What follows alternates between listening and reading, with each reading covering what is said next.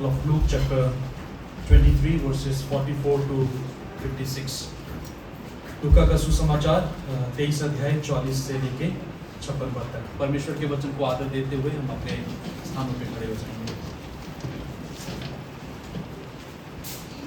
लगभग दोपहर से तीसरे पहर तक सारे देश में अंधियारा छाया रहा और सूर्य का उजियाला जाता रहा और मंदिर का पर्दा बीच से फट गया और यीशु ने बड़े शब्द से पुकार कर कहा, हे पिता, मैं अपनी आत्मा तेरे हाथों में सौंपता हूँ। ये कहकर प्राण छोड़ दिए। सूबेदार ने जो कुछ हुआ था देखकर परमेश्वर की बड़ाई की और कहा, निश्चय ये मनुष्य धर्मी था। और भीड़ जो ये देखने को इकट्ठी हुई थी, इस घटना को देखकर छाती पीटती हुई लौट गई। पर उसके सब जान पहचान और जो स्त्रियां गलील से उसके साथ आई थी, दूर खड़ी हुई ये सब देख रही थी। वहां यूसुफ नाम का महासभा का एक सदस्य था जो सज्जन और धर्मी पुरुष था और उनकी योजना और उनके इस काम से प्रसन्न ना था। वह यहूदियों के नगर अरिमतिया का रहने वाला और परमेश्वर के राज्य की बाट जोड़ने वाला था। उसने पिलातुस के पास जाकर यीशु का शव मांगा और उसे उतार कर मलमल की चादर में लपेटा और एक कब्र में रखा जो चट्टान में खुदी हुई थी और उसमें कोई कभी ना रखा गया था। वह तैयारी का दिन था और सब्बत का दिन आरंभ होने पर था। उन स्त्रियों ने जो उसके साथ गलील से आई थी पीछे पीछे जाकर उस कब्र को देखा और ये भी कि उसका शव किस रीति से रखा गया है। तब उन्होंने लौट कर सुगंधित वस्तुएं और इत्र तैयार किया और सब्बत के दिन उन्होंने आज्ञा के अनुसार विश्राम किया। ये परमेश्वर का वचन है।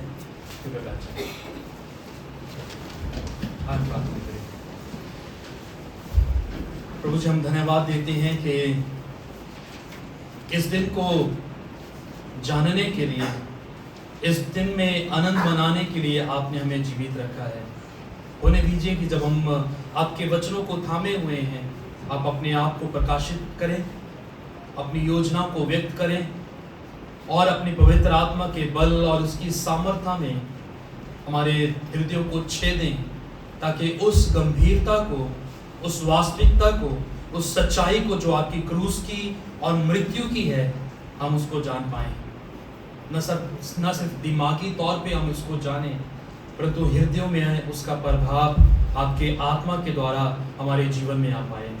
प्रभु यीशु मसीह के नाम से मांगते हैं, आमीन।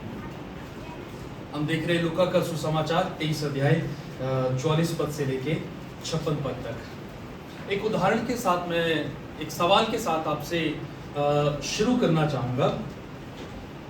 आपने कभी भी अपने जीवन में ऐसा अनुभव किया हो जब सब कुछ रुक गया हो, कुछ भी हलचलें जो हो रही थी, हुल्लड़ जो मचा हुआ था, हाहाकार जो आपके इर्द गिर्द आपके आसपास घट रही थी, वो एकदम में सन्नाटे में बदल जाए।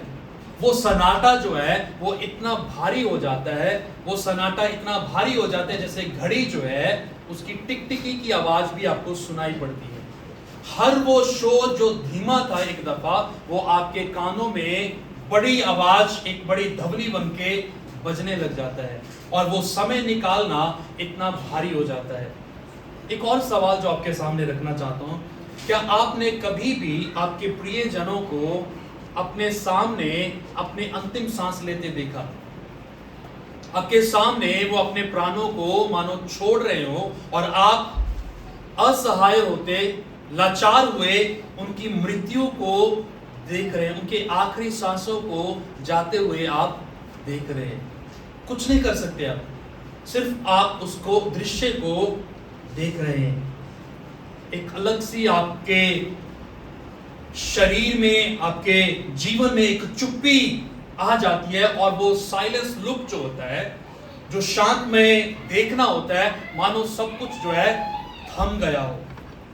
सारी चीजें जो भागा दौड़ी में थी वो एकदम से रुक गई हो। और ये दृश्य कहीं ना कहीं हमें लूका 23 अध्याय में ले जाता है, जब यीशु मसीह क्रूस पे हैं और वो अपनी अंतिम क्षणों में हैं या अपनी अंतिम सांसों की ओर बढ़ रहे हैं और एक बड़ा हाहाकार जो उसके इर्द गिर्द हो रहा था, एक बड़ा हुल्लड़ जो उस यीशु मसीह के इर्द गिर्द मचा हुआ था, एकदम से वो सन्नाटे में बदल गया। पिछले इस इतवार हम इस बात की चर्चा कर रहे थे कि जैसे ही यीशु मसीह यरूशलेम में एंटर हुए, एक बड़ी भीड़ यीशु मसीह के साथ थी, जो यीशु मसीह के सामने नारे लगाते हुए आ रही थी और कह रही थी, होसना होसना, हे परमेश्वर तू हमें बचा। वो प्रजा या वो भीड़ इतना शोर कर रही थी कि यहाँ पे रोमी साम्राज्य के सैनिकों का शोर जो था वो धीमा पड़ गया। लेकिन यहाँ पे इस पहर में या इस घड़ी में जिस समय ये घट रहा है, उस समय में मानो सन्नाटा छा गए। एक एक पल बीतना जो है वो मुश्किल हो गया है।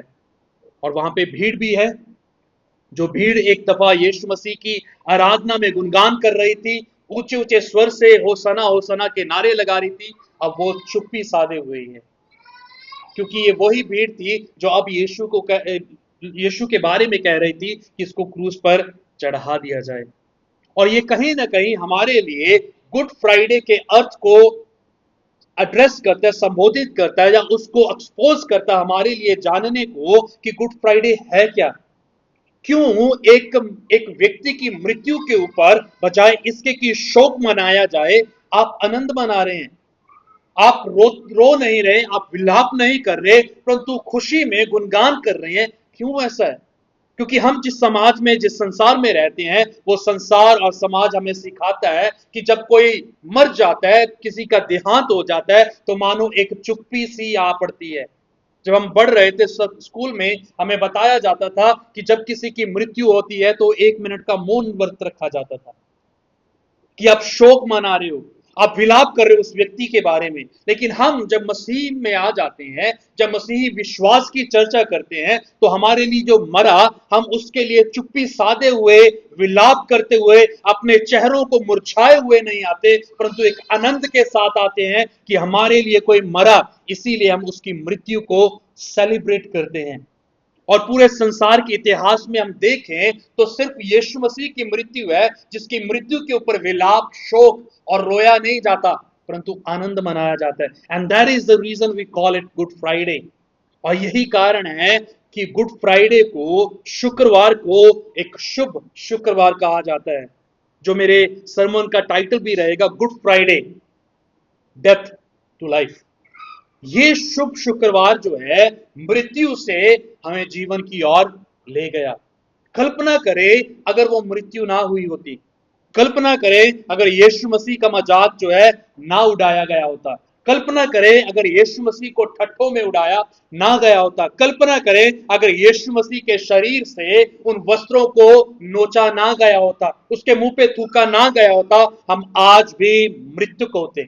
हम आज भी अपने पापों में आनंद मना रहे होते। हम आज भी इस संसार के सदृशता में बढ़ते जा रहे होते। लेकिन यीशु मसीह की मृत्यु के कारण वो सब जो एक दफा अंधकार था, वो सब ज्योति में बदल गया। एक बार जब वो अंधकार में बसा हुआ था, वो जीवन में, रोशनी में तब्दील हो गया। और इसीलिए ये गुड फ्राइडे जो है हमारे लिए मृत्यु से हमें जीवन की ओर ले गया।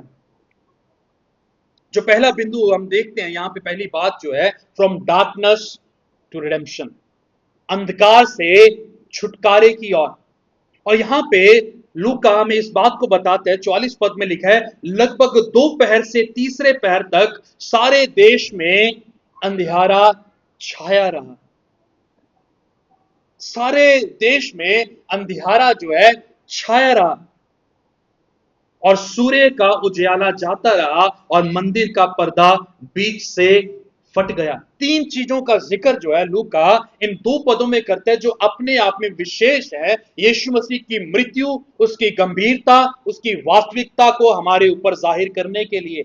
और वो क्या बताता है कि जब यीशु मसीह क्रूस पर थे, अपने अंतिम क्षणों में थे, अंतिम सांसों की ओर बढ़ रहे थे, मानो एक बड़ा अंधियारा जो है वो छा गया।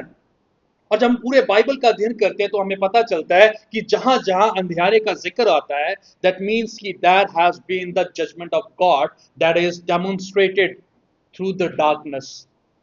अंधकार जो है वो परमेश्वर के तरफ से उस न्याय को प्रकट करता है जो परमेश्वर के द्वारा दिखाया जा रहा है या एग्जीक्यूट किया जा रहा है, राइट फ्रॉम द बिगिनिंग।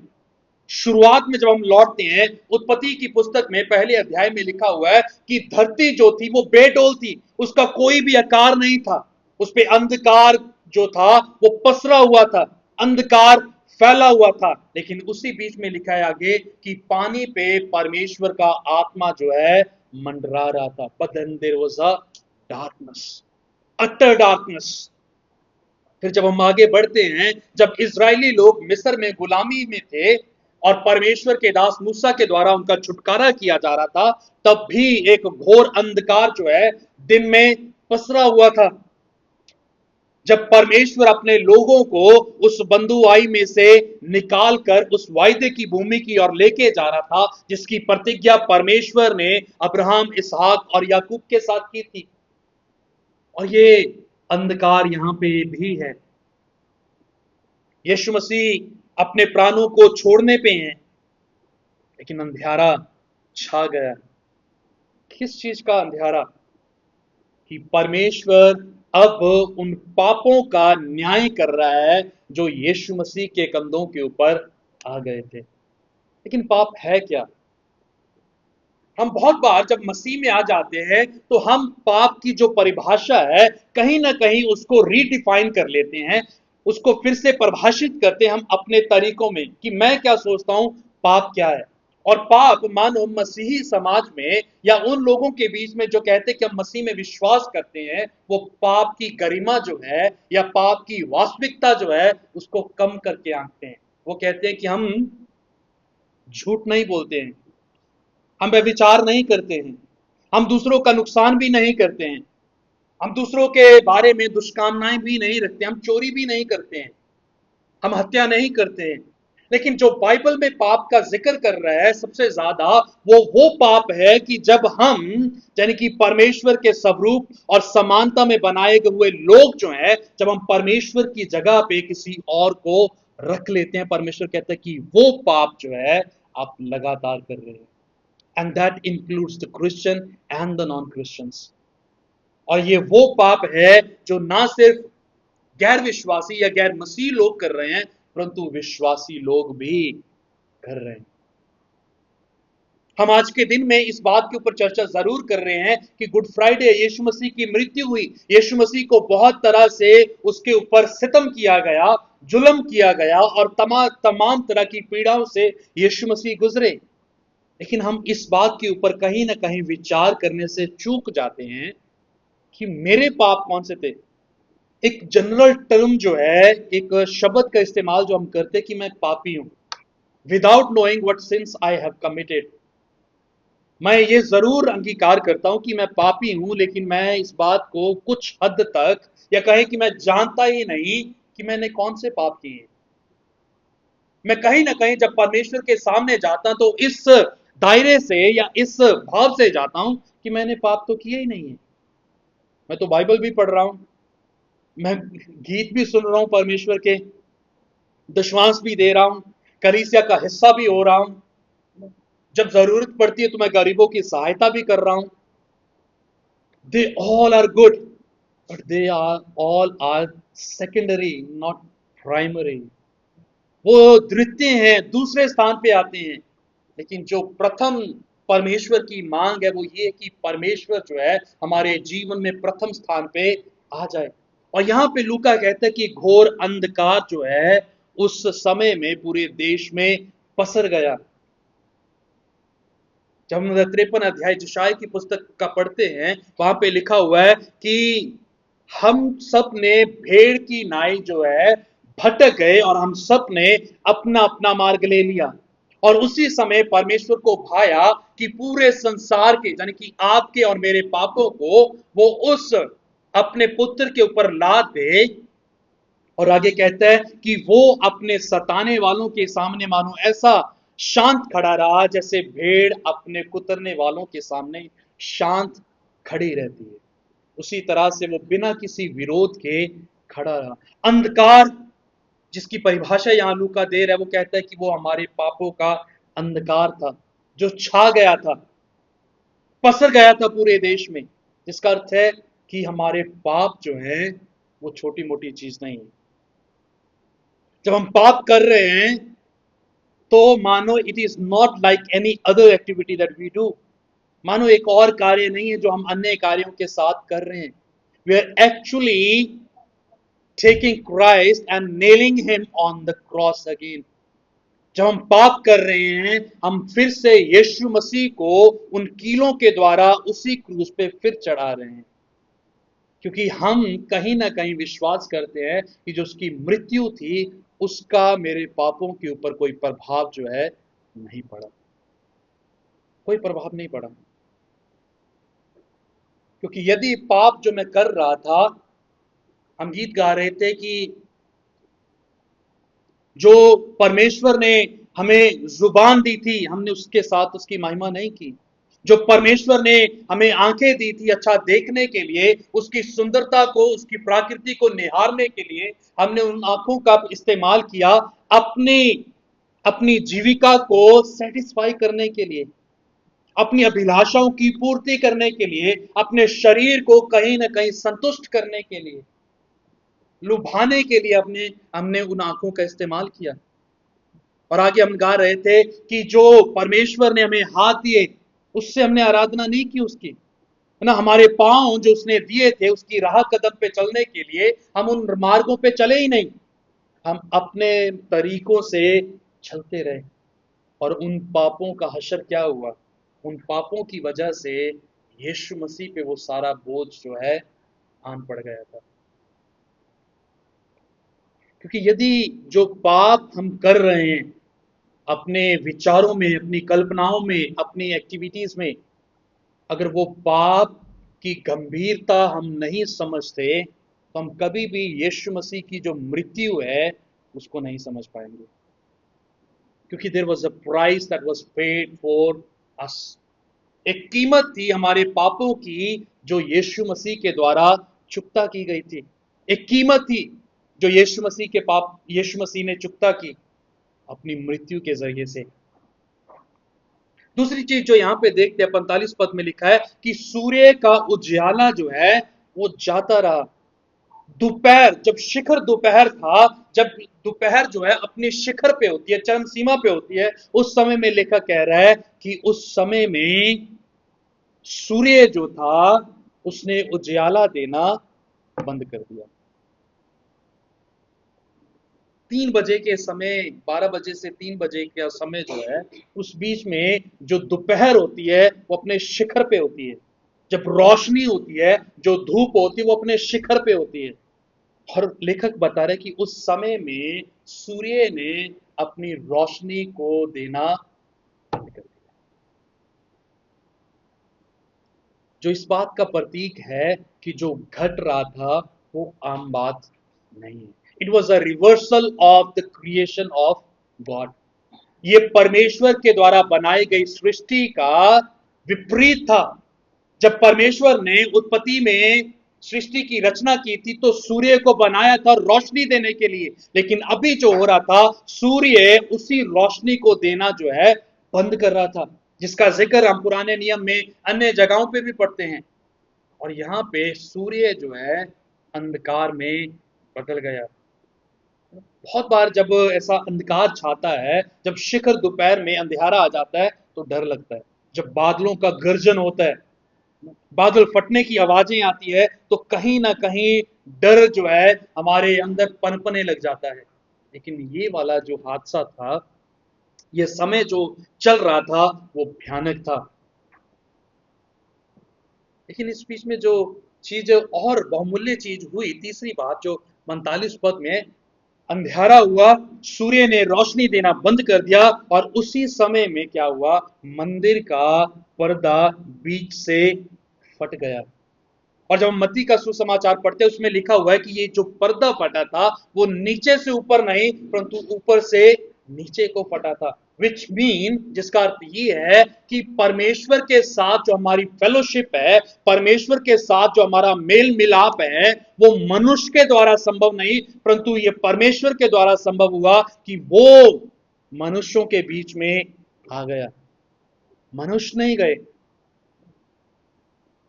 परमेश्वर के बहुत बड़े दास हुए मार्टिन लूथर, उन्होंने एक दफा कहा कि जब हम परमेश्वर के पास जाते हैं, what do we bring to the table, हम जब परमेश्वर के पास आते हैं तो हम क्या चीज परमेश्वर के पास लेके जाते हैं? And further he says nothing but sin, कुछ भी नहीं, सिर्फ पाप लेके जाते हैं। झूठी धार्मिकता को लेके हम परमेश्वर के सामने जाते हैं। नथिंग बट सिन। और इन्हीं पाप को मिटाने के लिए यीशु मसीह ने उस अंधियारे को अपने ऊपर लिया, यानी कि परमेश्वर के उस कड़वे क्रोध के प्याले को अपने ऊपर ले लिया और परमेश्वर के न्याय को झेला। और उसी बीच कहता है कि मंदिर का पर्दा जो है फट गया, जो इस बात का प्रतीक था कि अभी मनुष्यों के लिए परमेश्वर तक पहुंचने का मार्ग जो है वो खुल गया। क्योंकि पुराने नियम में बताया गया है कि इस स्थान में, पवित्र अति पवित्र स्थान में, एक दफा याजक को आज्ञा होती थी, अवसर होता था कि वो इस जगह में प्रवेश करे और परमेश्वर से मुलाकात करे। लेकिन अभी वो एक्सेस जो है, it was not limited once in a year, but it was open for any time. हर समयों के लिए ये द्वार जो है, या ये रीच जो है, वो सब लोगों के लिए खुल गई थी। एंड दैट्स व्हाई वी से डार्कनेस टू रिडेम्पशन। अंधकार तो छाया, लेकिन वो अंधकार जो है वो छुटकारे के रूप में बदल गया। But then that help us to know the seriousness of our sin, the penalty that was paid for our sin. उस गंभीरता को जो हमारे पापों की है, या उस कीमत को जो हमारे पापों के लिए चुकता की गई।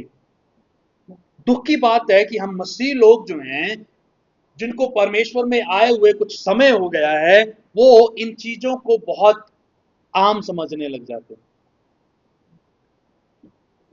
ये चीजें कहीं ना कहीं जब हम बार बार सुनते रहते हैं, ये अपने प्रभाव को हमारे जीवन के लिए छोड़ देती है। हमारे जीवन पे फिर उसका कोई प्रभाव जो है नहीं पड़ता। It just seems a story that we enjoy.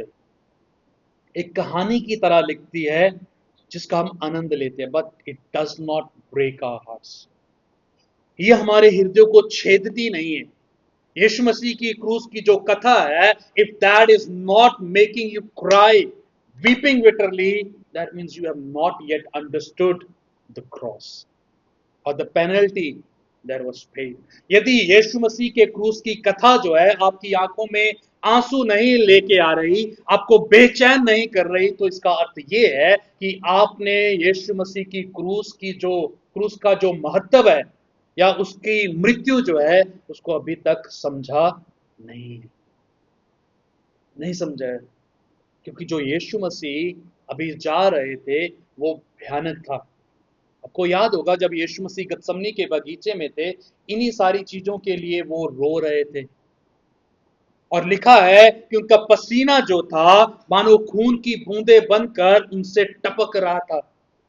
And he cried unto his father saying, अगर प्रभु हो सकता है, हे पिता यदि हो सकता है तो ये क्रोध का प्याला जो है मेरे से हट जाए, परंतु फिर भी मेरी नहीं परंतु तेरी इच्छा पूरी हो। क्योंकि वो जानते थे कि इसकी जो पेनल्टी है, ये दंड जो है, ये समय जो है वो भयानक है।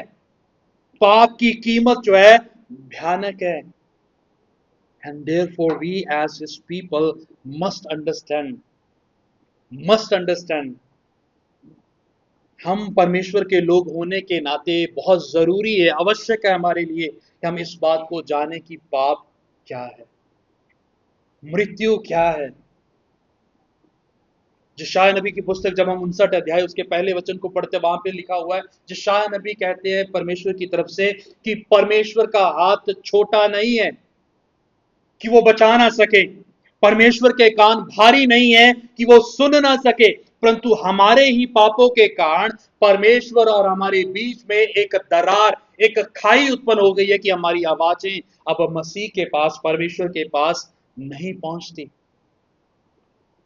हमारा परमेश्वर के साथ मुलाकात करना जो है वो आर्टिफिशियल है, बनावटी दिखता है। देयर इज नो रियलिटी, उसमें किसी भी तरह की गंभीरता जो है, वास्तविकता जो है वो नहीं है। और मैं सोचता हूं कि एक मसीह के लिए सबसे दुर्भाग्य की बात यह है कि जब वो अपने जीवन में, मसीही जीवन में रिलैक्स हो जाता है, सहज हो जाता है, कंफर्टेबल हो जाता है, आराम से रहने लग जाता है। नहीं, यीशु मसीह सुसमाचारों में कहते हैं कि मनुष्य के पुत्र के लिए सोने के लिए क्या है? सराहना नहीं है। उसका जीवन जो है, जो वो स्थापित करने के लिए है, वो बहुत गहरा है, बहुत दंडनीय है, बहुत भयानक है।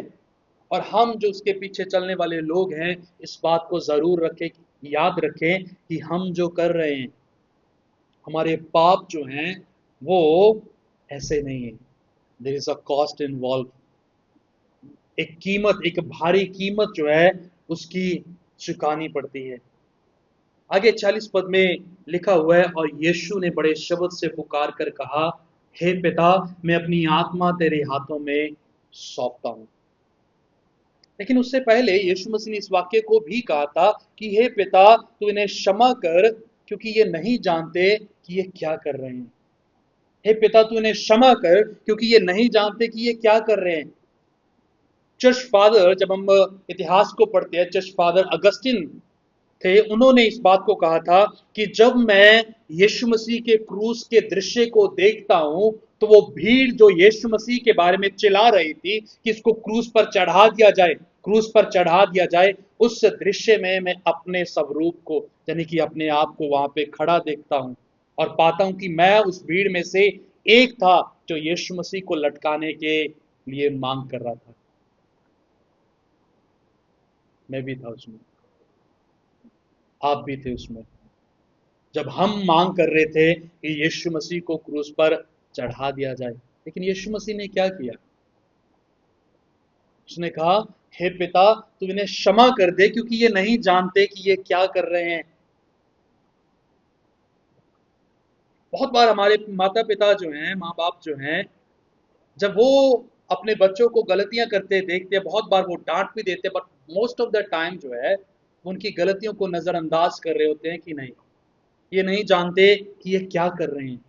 लेकिन जो यीशु मसीह उस क्रूस पर कर रहे थे, वो जानते थे कि ये लोग क्या कर रहे हैं।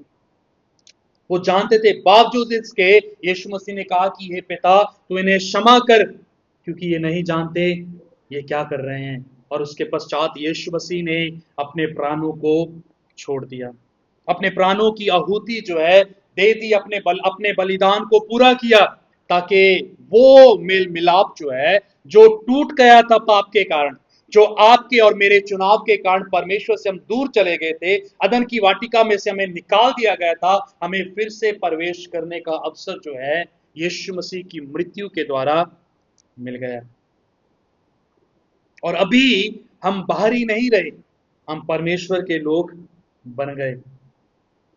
हम परमेश्वर के परिवार के लोग जो है बन गए।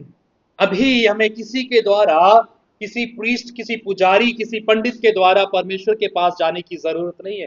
We have access to God. हमारे पास वो राह जो था, वो परमेश्वर के पास जाने का खुल गया, और इसी के चलते हम उसको अपना अब्बा पिता कह पाते हैं। 47 पद में देखिए, 47 पद में जो दूसरी चीज हम देखते हैं, रिस्पॉन्सेस। ठीक है, पहला हम देख रहे थे डार्कनेस टू रिडेम्पशन, और दूसरा हमने देखा सेपरेशन। पापों के कारण हम अलग हो गए, लेकिन यीशु मसीह की मृत्यु और पर्दा फट जाने से हम क्या हुए? यीशु मसीह के पास, परमेश्वर के पास फिर पहुंच गए। तीसरी चीज जो हम देखते हैं यहाँ पे, वो है responses. Responses of the crowd, जो भीड़ वहां पे थी, उसका जवाब जो है क्या था? पिछले हफ्ते जो जवाब भीड़ का था, वो बहुत विश्वासी में लग रही थी, बहुत धर्मी प्रकट हो रही थी। लेकिन यहाँ पे जो भीड़, जो अलग अलग लोगों का जिक्र किया गया है, 3 तरह के लोगों का जिक्र यहाँ पे किया गया है, उनके रिस्पॉन्सेस के ऊपर हम जो है चर्चा करते कि किस तरह का रिस्पॉन्स वो कर रहे थे। 47 पद, सूबेदार ने जो कुछ हुआ था देखकर परमेश्वर की बढ़ाई की और कहा कि ये निश्चय धर्मी मनुष्य था। सूबेदार जो रोमी साम्राज्य का था, जिसका यीशु मसीह के साथ कोई भी लेन देन नहीं था, जो यीशु मसीह का मानव विरोधी था, यीशु मसीह को क्रूस पे लटकाने वालों में से एक था। लेकिन जब यीशु ने यीशु मसीह के प्राणों को निकलते देखा, तो ये टिप्पणी की कि ये मानो धर्मी मनुष्य था। उससे पहले आपको याद होगा भीड़ जो नीचे खड़ी हुई थी वो कह रही थी कि यदि तू अपने आप को मसीह कहता है, अपने आप को परमेश्वर का पुत्र कहता है, तो नीचे उतर के आ। हम देखना चाहते कि तू वास्तव में परमेश्वर का पुत्र है, हम देखना चाहते कि तू वास्तव में अद्भुत कामों को कर सकता है। लेकिन ये व्यक्ति जिसका परमेश्वर के साथ कोई भी लेना देना नहीं था, जो यहूदी भी नहीं था, वो जब उसने यीशु मसीह को मरते हुए प्राणों को छोड़ते हुए देखा तो कहा कि ये धर्मी मनुष्य था, और that led him to worship God. उसकी वजह से उसने परमेश्वर की बड़ाई की, परमेश्वर की आराधना की। लेकिन उसके आगे आगे देखिए 48 पद में, और भीड़ जो ये देखने को इकट्ठी हुई थी इस घटना को देखकर छाती पीटती हुई लौट गई।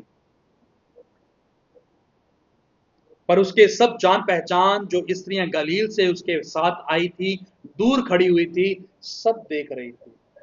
देयर वॉज अ सेंचुरियन, सूबेदार था जो यीशु मसीह की मृत्यु को नहार रहा था। यहां पे भीड़ है जो रोती छाती को पीटते हुए वापस लौट गई।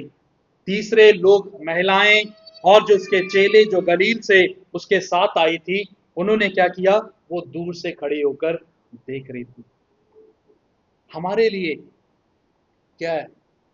हमारे लिए यीशु मसीह का क्रूस पर लटकना जो है क्या है? What is our response towards the crucifixion और द डेथ ऑफ क्राइस्ट? हमारा जवाब यीशु मसीह की मृत्यु और उसके क्रूसीकरण के बारे में क्या है? How do we respond to that? कैसे हम प्रत्युत्तर देते हैं? क्या वो हमें परमेश्वर की बड़ाई करने में सहायता करता है, या फिर हम दूर से खड़े होकर यीशु मसीह की मृत्यु को निहारते रहते हैं, या फिर छाती पीटते हैं, अपने पापों के ऊपर विलाप करते हैं, यीशु मसीह के मृत्यु को हासिल करने पे रोते नहीं, परंतु अपने पापों के ऊपर रोते हैं, विलाप करते हैं? What is our response? हमारा प्रत्युत्तर जो है वो क्या है? इसका जवाब हम अपने आप अपने लिए दे सकते हैं। मैं आपके लिए और आप मेरे लिए जवाब नहीं दे सकते। यीशु मसीह की मृत्यु, यीशु मसीह का क्रूस पे चढ़ाया जाना जो है वो मेरे लिए क्या मायने रखता है? How do I respond? Good Friday में लोग बहुत ज्यादा पवित्र अपने आप को दिखाते हैं, कहीं ना कहीं उनके चेहरे उतरते उतरे हुए होते हैं, उपवास प्रार्थना में रहते हैं लोग। लेकिन how do I respond? Does that bring me closer to Christ? क्या यीशु मसीह की मृत्यु, उसका क्रूसीकरण जो है मुझे मसीह के पास ले आता है, या फिर that just black me emotionally? जब वो मुझे सिर्फ एक जज्बाती रूप से में मुझे अपना बंदी बना लेता है, मैं जज्बातों में डूब जाता हूं और मैं फील करने लग जाता हूं यीशु मसीह के साथ ऐसा हुआ, यीशु मसीह के साथ ऐसा हुआ, उसके तमाचे मारे गए, उसके मुंह पे थूका गया, उसके हाथ पांव में कीले ठोकी गई, सिर पे कांटों का ताज डाला गया, पसली में बाला खोपा गया, उसका मजाक बनाया गया, उसने जो वस्त्र पहने थे वो उससे छीन लिए गए। नग्न अवस्था में उसको उस लकड़ी के टुकड़े पर लटका दिया, छेद दिया। जब मैं इन चीजों को देखता हूं, इट ब्लैक्स मी इमोशनली, जज्बाती मुझे कर देती हैं, भावुक कर देती हैं, लेकिन उसका मेरे जीवन पे कोई प्रभाव जो है नहीं पड़ता। If the death of Christ does not change you, nothing will. यदि यीशु मसीह की मृत्यु आपके विचारों को, आपके जीवनों को नहीं बदल रही, तो विश्वास रखे बाकी कोई भी चीज जो है आपको नहीं बदल सकेगी। बिकॉज देयर वही स्थान था जहां पे आपके और मेरे पापों का हिसाब जो है किया गया था। If the death of Christ, the crucifixion of Christ does not change us or the change the way that we live our life, हमारे जीवन को, जब उस शैली को, जिस तरीकों से हम अपने जीवन को जीते हैं, अगर उसको नहीं बदल रही, तो याद रखें कोई भी चीज हमें बदल नहीं सकती। रिस्पॉन्स क्या है हमारा यीशु मसीह की मृत्यु के प्रति? एक दिन में भावुक होके परमेश्वर के साथ समय बिताना या फिर लगातार उसकी संगति में बने रहना। भीड़ यीशु मसीह के पीछे गलील से चलते हुए यरूशलेम में आई, लेकिन वो वापस लौट गई छाती पीटते शोक मनाते हुए। नो, सेंचुरियन ने शोक नहीं मनाया। अन्य जाति था, वो रोमी साम्राज्य का था, उसने परमेश्वर की बढ़ाई की, परमेश्वर की आराधना की। मेरे लिए जब यीशु मसीह मरता है तो मेरे लिए वो खुशखबरी है, क्योंकि वो चीज जो मैं अपने बलबूते पे हासिल नहीं कर सकता था उसको मसीह ने मेरे लिए हासिल कर लिया। और इसीलिए पौलुस रोमियो की पत्री 5 अध्याय में कहते हैं कि जब हम पाप में ही थे तब यीशु मसीह हमारे लिए मर गया। जब हम पाप ही में थे तब यीशु मसीह हमारे लिए मर गया। उसके बाद मैं क्या कर रहा हूं, मेरा प्रत्युत्तर जो है वो क्या है? चर्च फादर अगस्तिन की तरह मैं सोचता हूं हमारी प्रार्थना भी ये होनी चाहिए, Lord break my heart with the things that break your heart.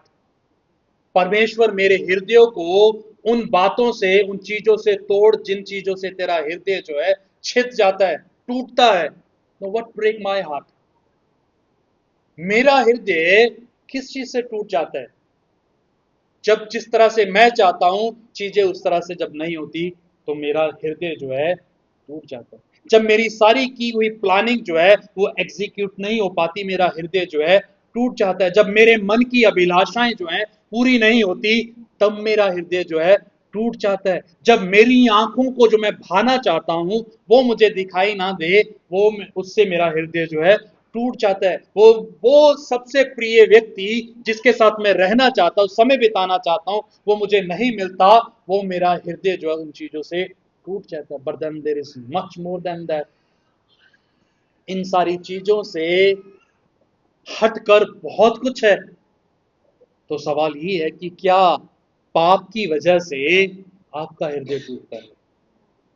जब आप झूठ बोलते हैं, दुष्कामनाएं अपने मनों में व्यक्त करते हैं, अपनी आंखों को सेटिस्फाई करते हैं, दूसरे लोगों का बुरा चाहते हैं और परमेश्वर की जगह पे किसी और चीज को लेके खड़ा कर देते हैं, क्या उससे आपका हृदय टूटता है? हो सकता है कि आप अपने मनों में जवाब दें, हाँ टूटता है, but the reality is something else. जो वास्तविकता है वो इससे बहुत अलग है, क्योंकि हम मसीह के लोग होने के नाते हमने पाप के साथ कहीं ना कहीं इतना समझौता कर लिया है कि अभी पाप जो है हमें एहसास नहीं होता। पाप जो है हमें पाप जैसा लगता नहीं, कोई बात नहीं, इट्स आउट ऑफ रूटीन। तो छोटा सा झूठ है, चल जाते हैं। झूठ पाप जो है उसकी मात्रा नहीं है कि ये छोटा पाप है, ये बड़ा पाप है। There is a penalty that Christ pays for our sin. बावजूद उसके हमारा रिस्पॉन्स जो है क्या होता है? आगे जब हम जाते हैं 49 पद से 55 पद से 50 पद से 56 पद तक, वहां पे यीशु मसीह की मृत्यु लाश को या देह को एक व्यक्ति लेके जाता है और उस कब्र में रख देता है जो पहले कभी भी इस्तेमाल नहीं की गई थी। जहां पे मैं खत्म करना चाहूंगा इस सरमन को, यीशु मसीह क्रूस पे थे, अंधेरा छाया, सूर्य ने उजाला देना बंद किया, मंदिर का पर्दा फटा, यीशु मसीह ने अपने प्राणों को त्यागा और कहा कि मैं अपनी आत्मा को तेरे हाथों में सौंपता हूं।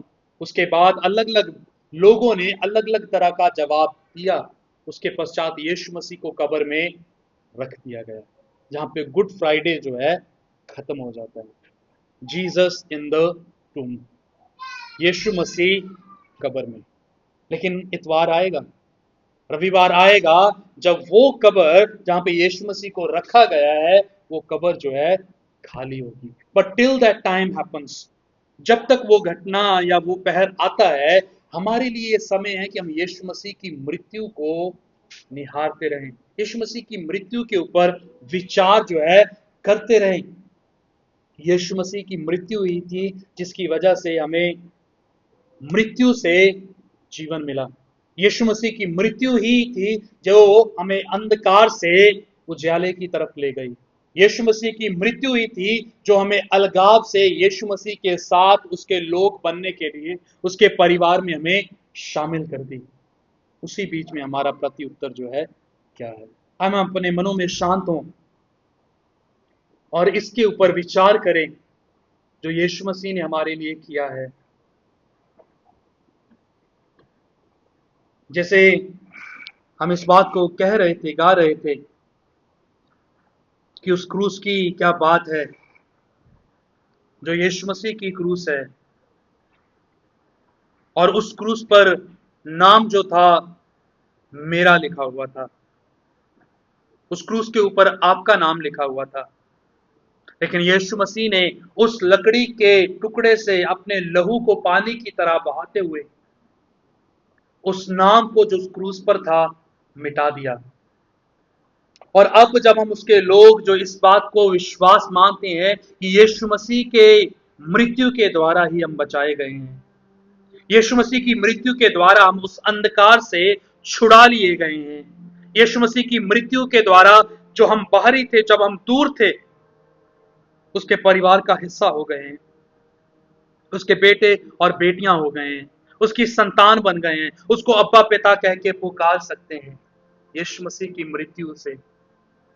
हम कुछ पल इसके ऊपर मनन करें, विचारें यीशु मसीह की मृत्यु और खास तौर पे उस उद्देश्य को जो उस क्रूस के पीछे था, ताकि हम याद करें और इससे हमारा हृदय जो है छिदे और वो सारे पाप जिनका पश्चाताप हमने नहीं किया, वो सारे गुनाह जो हमने परमेश्वर के विरुद्ध अपने बातों में, अपनी आंखों, अपनी जुबानों से किए, अपने बोलने से, अपने कानों से किए, वो सारे पाप हम मसीह के सामने रखें, क्योंकि उस कीमत को यीशु मसीह ने उस क्रूस पर चुकता कर दिया। और इसीलिए हम इस गुड फ्राइडे में सेलिब्रेट करते हैं, क्योंकि यीशु मसीह ने जब वो अपने अंतिम भोज में अपने चेलों के संग था, तो इस बात को कहा था कि जब तक मैं ना आ जाऊं तब तक तुम इसी तरह मेरी देह, मेरी मृत्यु को सेलिब्रेट करते रहना। और अब जब हम उसकी मेज में जो पवित्र है, जो उसकी देह और उसका लहू है, उसमें शामिल होते हैं, तो हम अपने आप को उस बलिदान को याद दिलाएं, उस बलिदान की परिभाषा, उसके उद्देश्य को याद दिलाएं जो यीशु मसीह ने हमारे लिए हासिल किया।